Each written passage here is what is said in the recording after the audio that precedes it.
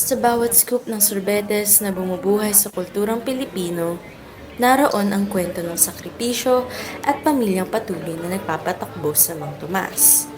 At sa likod ng matamis na lasa nito, may kwento pa ng taong higit pa sa Mang Tomas na nakilala natin.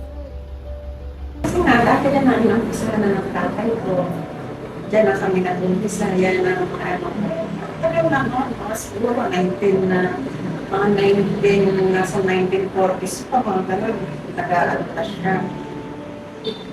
Secretary siya ng SK. Ang father ko, yung Tomas ang pangalan, kaya naging Mang Tomas yan. Kung sa husband ko, yung pagtitinda niya dyan, kasi since nung nag-ano siya, nung nanggaling siya sa Saudi, mga 1991, tinulungan niya na yung tatay ko kasi buhay pa ng tatay ko. Tumutulong na siya doon. Sinasamahan niya na doon kasi medyo matanda na.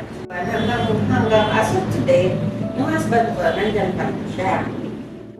Isang madaling araw, sa morning madaling araw. Luluto ng kasaba, agad ng sugar, skim milk.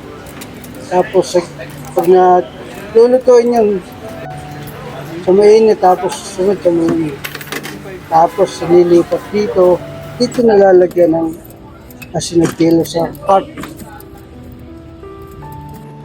Yung tira, hindi naman siya matigas pa rin siya kahit kinabukasan kasi may ice. Marami kami, may mga ganito kami. Pwede namin siya isali sa mga galon para alisin namin doon sa card. Sa pag-ikot ng kariton, maraming pangarap ang naabot. Mula sa mga anak na nakapagtapos hanggang sa mga estudyanteng nakahanap ng ginhawa sa sorbetes ni Mang Tomas. Kumbaga, nakakaraos, nagpapag-aral namin yung mga anak namin hanggang sa mga nakakapos sa mga anak namin. At that moment, parang feel namin mag-ice cream. And ever since, parang nagustuhan na rin namin bumibili dito kasi gusto rin namin like yung personality ni Kuya, ganyan. Gusto rin namin yung nakakausap namin siya. It's more than just the ice cream for us. It's, all the chats now we have with him. It's just really nice that it reminds us to take things slow sometimes. Ang ice cream cart ni Mang Fidel ay higit pa sa negosyo.